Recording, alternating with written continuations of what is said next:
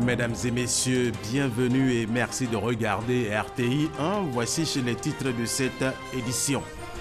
La conférence internationale sur le sida et les infections sexuellement transmissibles ICASA s'est ouverte hier ici à Abidjan, à Sofitel Hôtel Ivoire, en présence du président de la République, Alassane Ouattara.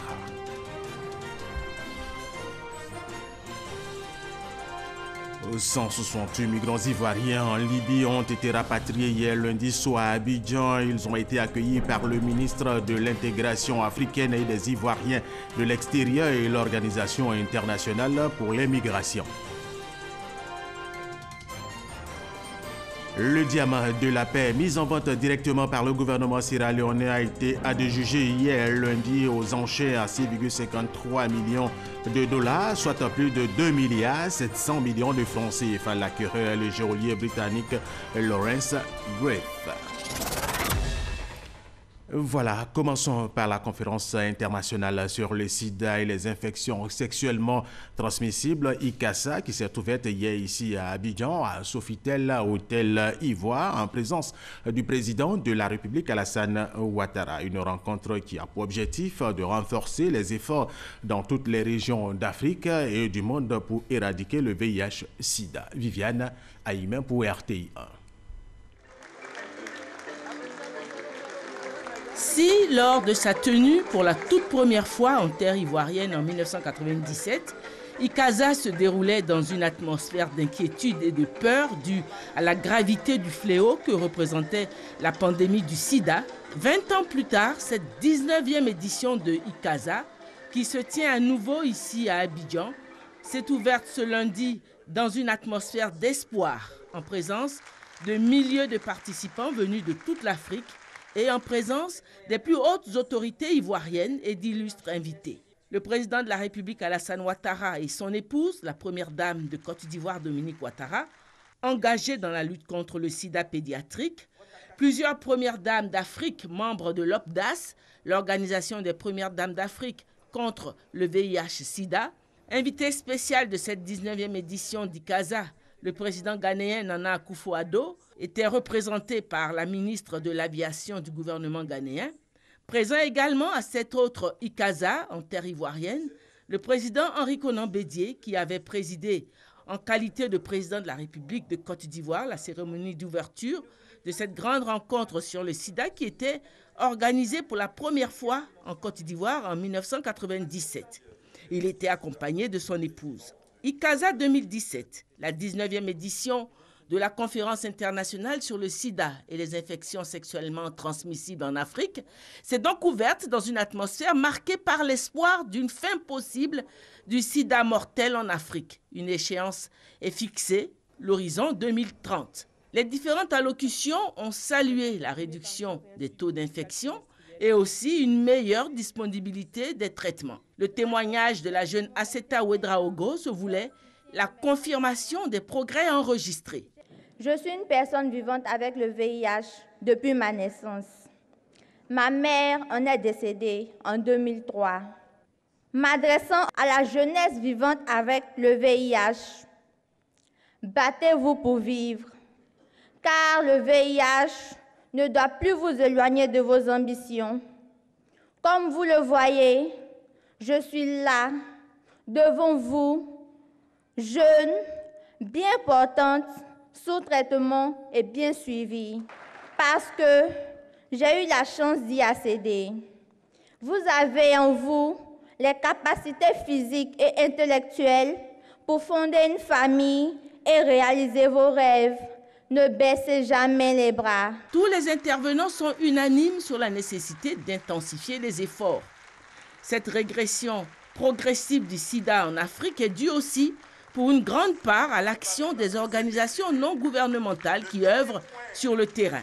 Si la parole ne leur a pas été donnée nommément, elles ont su tout de même se faire applaudir. Ainsi, pendant 6 jours, à travers ateliers et panels, tous les participants échangeront leurs expériences pour faire avancer un peu plus la lutte sur le continent. Justement, cette cérémonie d'ouverture a été marquée par plusieurs interventions. Dans l'ensemble, tous les intervenants sont unanimes que le sida est en régression sur le continent africain. Retrouvons une fois de plus Viviane Haïm. Plusieurs allocutions au cours de la cérémonie d'ouverture. Vice-présidente d'ICASA 2017, la ministre ivoirienne de la Santé, Raymonde Goudou Kofi, a souligné les progrès enregistrés en Côte d'Ivoire en matière de réduction de la contamination. Un demi-siècle après la découverte du VIH, notre réponse à l'épidémie du sida a connu de nombreuses avancées. Le diagnostic se fait désormais avec des méthodes plus simples et fiables. En effet, de 1997 en 2008, le traitement antirétroviral exigeait 6 à 8 prises par jour, avec un suivi médical mensuel. Depuis 2010, le traitement est adapté aux patients avec un comprimé par jour et un suivi médical trimestriel avec un stock de sécurité thérapeutique. La couverture du traitement antirétroviral est croissante et l'espérance de vie des personnes vivant avec le VIH a considérablement augmenté. Et je voulais simplement vous dire qu'en Côte d'Ivoire, sous l'égide de son Excellence Monsieur le Président de la République, la prévalence de la Côte d'Ivoire est, depuis 2016, à 2,7%, et cela après les statistiques et les données de l'ONU-SIDA. Pour plus d'efficacité dans la lutte contre le sida sur l'ensemble du continent africain, il est nécessaire de partager les expériences. Pour le président de la Société africaine anti-sida, Dr Iyab Ahmed Abdelrahman, qui est aussi le président de cette 19e édition, ICASA offre une plateforme pour renforcer les partenariats. Le directeur exécutif de l'ONU-SIDA, Michel Sidibé, a déclaré pour sa part avec confiance: le sida est encerclé de toutes parts. Il a félicité le président de la République, Alassane Ouattara, pour l'engagement dont il fait montre dans ce combat. Je voudrais particulièrement remercier mon grand frère Alassane Ouattara, président de la Côte d'Ivoire, pour sa ténacité, sa clairvoyante autorité et son incessant combat pour le droit de la santé pour tous. Il y a, en effet, exactement 20 ans, nous nous réunissions ici à Abidjan. Cette année-là, nous venions d'assister, impuissants, à la mort de 2,3 millions de personnes. Les traitements existants étaient réservés aux pays riches. L'activisme, l'engagement communautaire, la volonté politique, la mobilisation et la science ont permis d'atteindre des résultats remarquables, spectaculaires, je dirais. Nous avons aujourd'hui une baisse de la mortalité due au sida de 50% en Afrique. Nous avons une réduction des nouvelles infections de 45%. Nous avons une baisse de nouvelles infections chez les enfants de 66%. Madame la Première Dame, je vous remercie pour votre combat et votre engagement pour ces enfants. Invité spécial, le président ghanéen Nana Akufo-Addo, son message a été lu par sa représentante, la ministre ghanéenne de l'Aviation. Le chef de l'État ghanéen préconise l'utilisation des réseaux sociaux, notamment Facebook, pour une sensibilisation accrue. Dernier à intervenir, le président de la République, Alassane Ouattara. Il a insisté à nouveau sur sa promesse d'augmenter la contribution du gouvernement à la lutte contre le sida en Côte d'Ivoire à hauteur de 21 milliards de francs. Un effort salutaire au regard des nombreuses charges du gouvernement. Le président de la République a en outre évoqué des pistes de réflexion pour une meilleure prise en charge du sida en Afrique. La Côte d'Ivoire, à l'instar des autres pays du monde, notamment ceux de la région ouest africaine, a décidé de prendre toute sa place dans la définition des politiques et stratégies, ainsi que des moyens innovants capables d'aider nos États respectifs à infléchir la tendance de cette pandémie. J'ai décidé de porter la contribution de l'État de Côte d'Ivoire à 21 milliards de francs CFA, soit environ 38 millions de dollars de 2018 à 2020. Il est important que la question de la santé des jeunes et des adolescents soit au cœur de vos réflexions, chers participants. Un autre défi demeure, c'est le phénomène migratoire, qui peut constituer également une source de propagation du VIH du fait de la promiscuité observée dans les conditions de voyage, mais aussi des abus sexuels subis par les migrants. Photo de famille pour clore la cérémonie d'ouverture. Les discours devaient céder la place aux travaux des spécialistes. Et les premières dames d'Afrique sont plus qu'engagées dans le combat contre le VIH-Sida. Hier lundi, elles ont tenu une réunion importante après la cérémonie d'ouverture. Traoré Marma à Ouattouré. 6 premières dames ont fait le déplacement d'Abidjan pour participer à ICASA 2017. Ce sont les First Ladies du Congo-Brazzaville, du Niger, du Bénin, de la Gambie, du Belize et de la République coopérative de Guyane. Elles ont ainsi répondu à l'invitation de leur homologue, Dominique Ouattara, première dame de Côte d'Ivoire, marraine de la 19e édition de ICASA. Elles sont aussi présentes pour porter la voix de l'OPDAS, l'Organisation des premières dames d'Afrique contre le VIH-Sida. Si des progrès ont été accomplis ces dernières années, il reste encore du chemin à faire pour atteindre l'objectif d'éradication fixé pour 2030. Chose que les représentants du système des Nations Unies n'ont pas manqué de signifier aux premières dames à l'ouverture des travaux. 20 ans après, la Côte d'Ivoire nous rassemble encore une fois de plus, raffirmer le socle de la contribution toute particulière de notre continent à la fin de l'épidémie du sida. C'est pourquoi je voudrais exprimer la reconnaissance du Fonds des Nations Unies pour la population pour tant de sollicitude pour ce défi toujours redoutable pour le développement de notre continent. Un lien étroit existe, bien entendu, entre la lutte contre le VIH, l'autonomisation des filles et des femmes, la capture du dividende démographique et l'émergence du continent africain. 8 enfants sur 10 n'ont pas accès au traitement. Pourquoi? La plupart d'entre eux n'ont même pas été identifiés en raison du faible accès aux services de dépistage. Et sans dépistage précoce et traitement immédiat, la plupart de ces enfants ne célébreront pas leur 5e anniversaire. Ils sont le visage invisible de cette épidémie. Il est clair que pour réduire le déficit de traitement pour les enfants, il faudra non seulement une intégration efficace, mais aussi le renforcement de l'engagement communautaire en mettant l'accent sur une approche centrée sur la famille. Un tel et triste constat ne peut laisser indifférent l'ambassadeur spécial de l'ONU-SIDA pour la promotion du traitement pédiatrique, la première dame de Côte d'Ivoire, Dominique Ouattara. Je voudrais à nouveau réitérer mon plaidoyer en faveur de nos enfants malades du sida. En effet, le traitement antirétroviral sous sa forme pédiatrique reste encore peu accessible la plupart du temps dans nos pays, car trop onéreux. Et je voudrais profiter de cette tribune pour lancer un appel à nos gouvernements et à nos partenaires afin qu'ils étudient la possibilité de produire des ARV pédiatriques localement, ce qui serait de ce fait beaucoup moins onéreux. Au regard de la prévalence qui est encore trop élevée en Côte d'Ivoire et de l'existence des poches de stigmatisation et de discrimination, la solidarité et l'innovation doivent guider nos démarches pour nous permettre d'atteindre un taux de prévalence à 1%, comme disait le Président de la République, et à 0%, comme le recommandent les ODD. À l'instar donc des Premières Dames, j'invite toutes les organisations féminines à prendre une part active dans la mise en œuvre des projets de lutte contre le sida.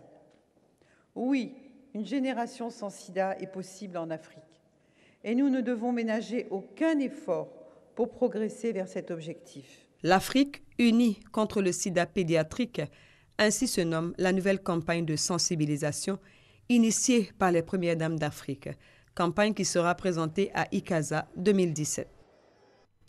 Voilà, le reportage de Traoré Mahama a été commenté par Abiba Dambélé et Saouish. Pour réduire le taux de mortalité et d'infection dû au VIH-Sida, de nombreuses stratégies de lutte sont menées. On en parle avec Frédéric Oulaï et Delphine Gblard. Mettre fin à l'épidémie du sida est plus qu'un devoir historique pour les 39 millions de personnes qui sont mortes de la maladie dans le monde. Bien que de nombreuses stratégies soient nécessaires pour clore le chapitre de l'épidémie du sida, une chose demeure certaine. Il serait impossible de mettre fin à l'épidémie sans apporter le traitement du VIH à tous ceux qui en ont besoin.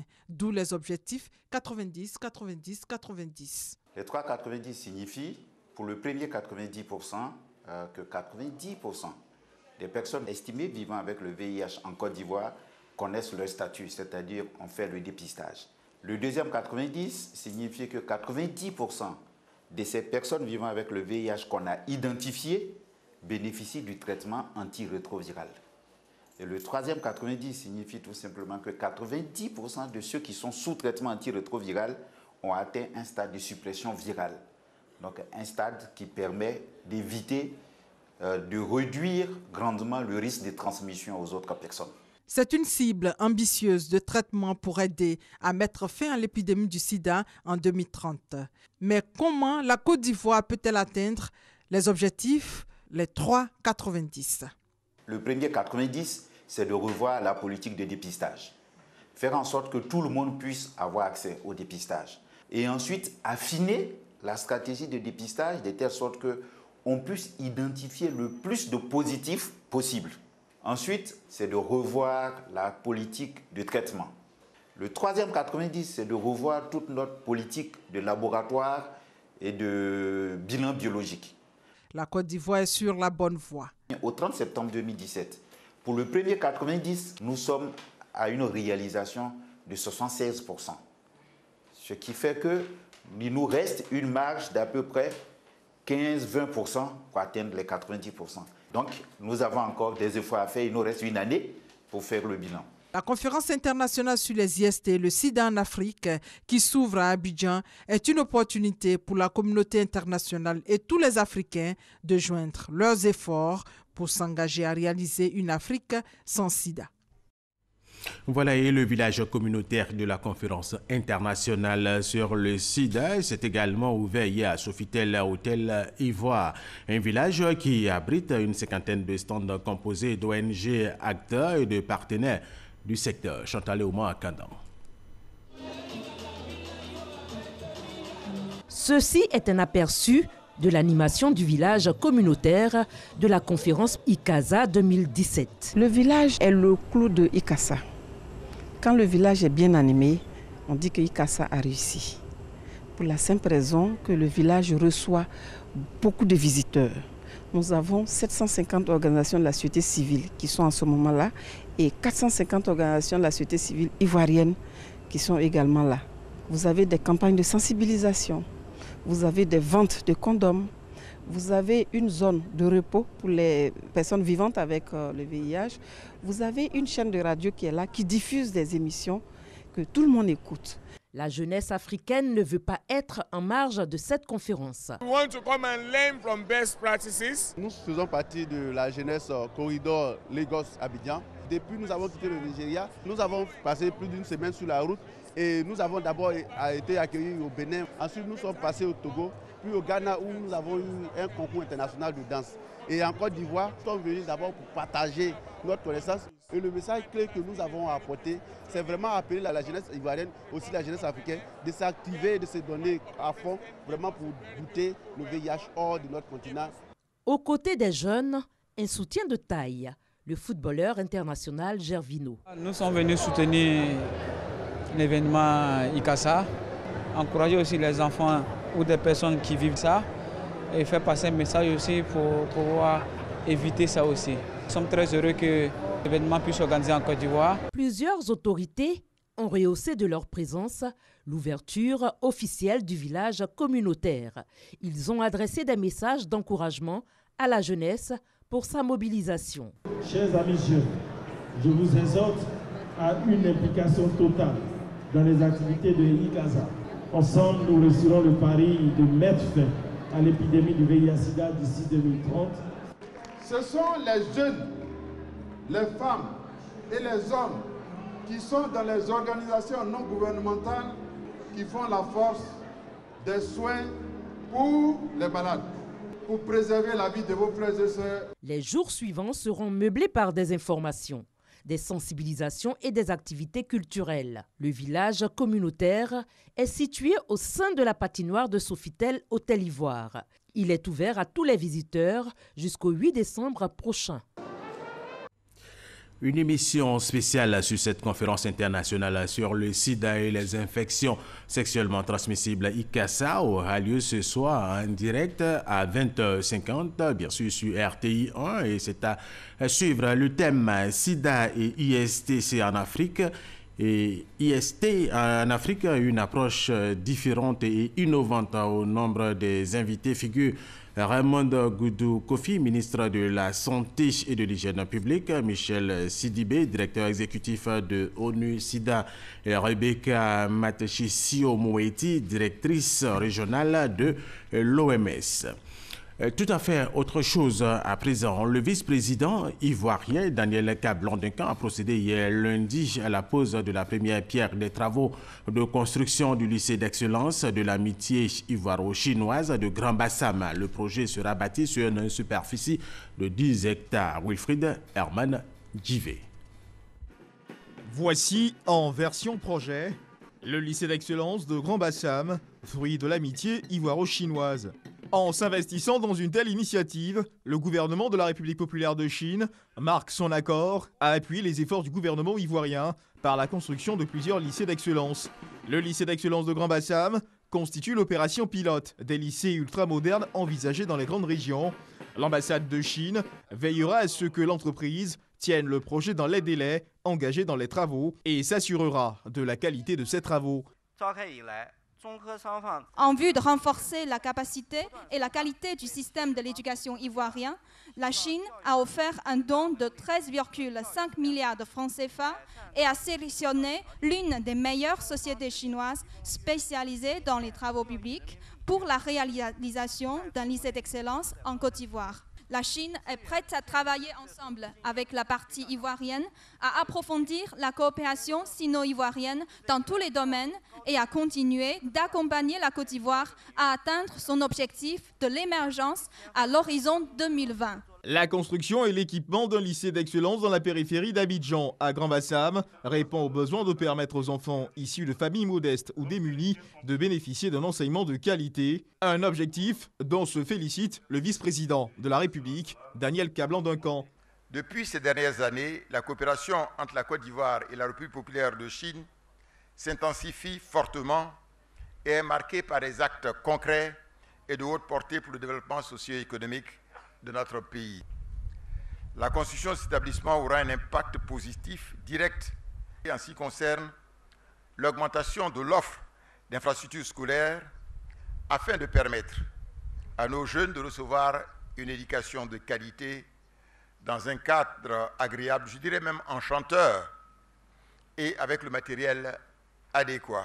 La première pierre de ce projet de construction, posée par le vice-président Daniel Kablan-Duncan. Durée des travaux, 23 mois. L'établissement d'excellence pourra accueillir 1000 pensionnaires. Le lycée d'excellence de Grand Bassam devrait être livré le 31 août 2019. Allons maintenant au deuxième grand titre de cette édition. 168 migrants ivoiriens en Libye ont été rapatriés hier lundi soir à Abidjan. Ils ont été accueillis par le ministre de l'intégration africaine et des Ivoiriens de l'extérieur et l'Organisation internationale pour les migrations. Gabriel Zadilou. Amaigris à force de mal se nourrir et malades du fait des conditions de détention forcées en Libye, ces migrants ivoiriens apparaissent épuisés. Leur rapatriement à Abidjan est facilité par l'Organisation internationale pour les migrations et l'Union européenne. Ce programme va non seulement leur permettre de revenir, comme c'est le cas aujourd'hui et ce à quoi nous avons pu assister, mais ça va aussi leur permettre, leur donner une chance de se réintégrer socialement et économiquement dans leur pays.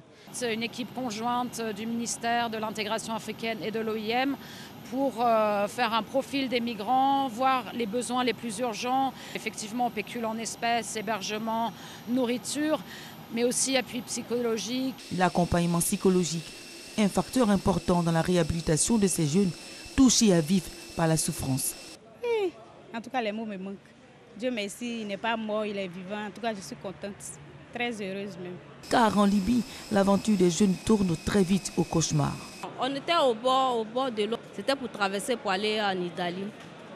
C'est comme ça que, un matin, des hommes armés sont venus nous prendre. Quand ils sont arrivés d'abord, nous ont tabassé, frappé, fouillé, prendre tout ce qui est comme l'argent. Ils ont fait ce qu'ils pouvaient faire. Ce qu'on a subi là, non, c'est Dieu seul qui sait. Les 168 migrants arrivés vont être pris en charge par le gouvernement ivoirien, l'Union européenne et l'Organisation internationale pour les migrations. Mais des milliers d'Ivoiriens restent toujours pris au piège en Libye. Il y a entre 800 000 et 1 million de migrants en Libye aujourd'hui. Et donc nous avons une longueur d'avance puisque nous avons l'habitude de faire entrer nos compatriotes qui ont manifesté l'intention de regagner la Côte d'Ivoire. Pour ces raisons, une série de mesures d'urgence pour mettre un terme à l'esclavage de migrants en Libye a sanctionné le 5e sommet UAUE. Celle-ci concerne l'évacuation d'urgence des Africains désirant quitter la Libye, la mise sur pied d'une communication de sensibilisation pour dissuader les jeunes tentés par l'exode et d'une coopération pour démanteler les réseaux de passeurs. Mais le tout, selon Emmanuel Macron, le président français, est aussi de reconstituer un État en Libye.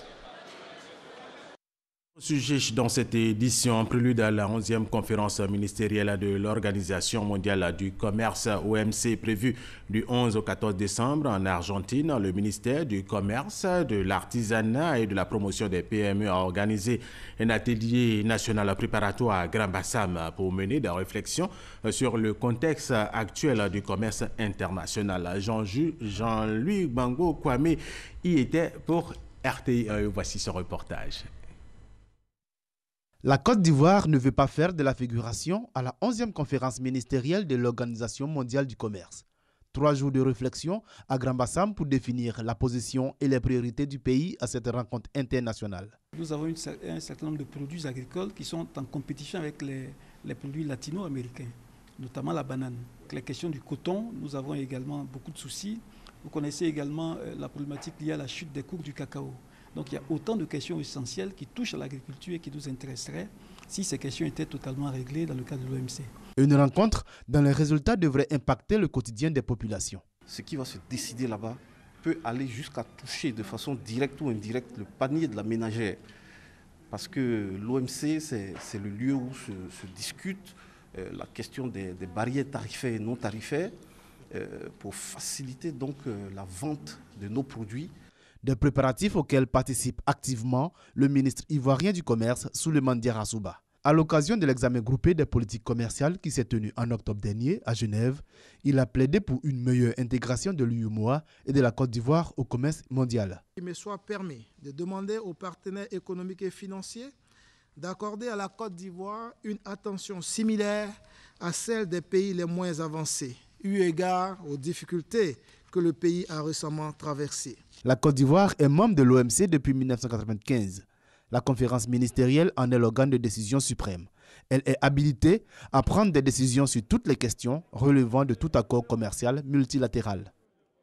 Reportage de Jean-Luc Bango Kwame. Le gouvernement ivoirien continue de doter l'appareil judiciaire d'équipements modernes. Après les dons de véhicules et des cadenas de sécurité maximum au régisseur de prison, c'est au tour de l'inspection générale des services judiciaires et pénitentiaires et du parquet général de recevoir des dons des véhicules. Nous y reviendrons. Et terminons avec cette information. Le diamant de la paix mis en vente directement par le gouvernement sierra-léonais a été adjugé hier lundi aux enchères à 6,53 millions de dollars, soit plus de 2 milliards 700 millions de francs CFA. Une vente qui doit marquer une rupture avec l'ère des faux diamants du sang. L'acquéreur est le geôlier britannique Lawrence Griff. Voilà, et c'est la fin de cette édition. Merci de l'avoir suivi. Restez avec nous sur RTI 1.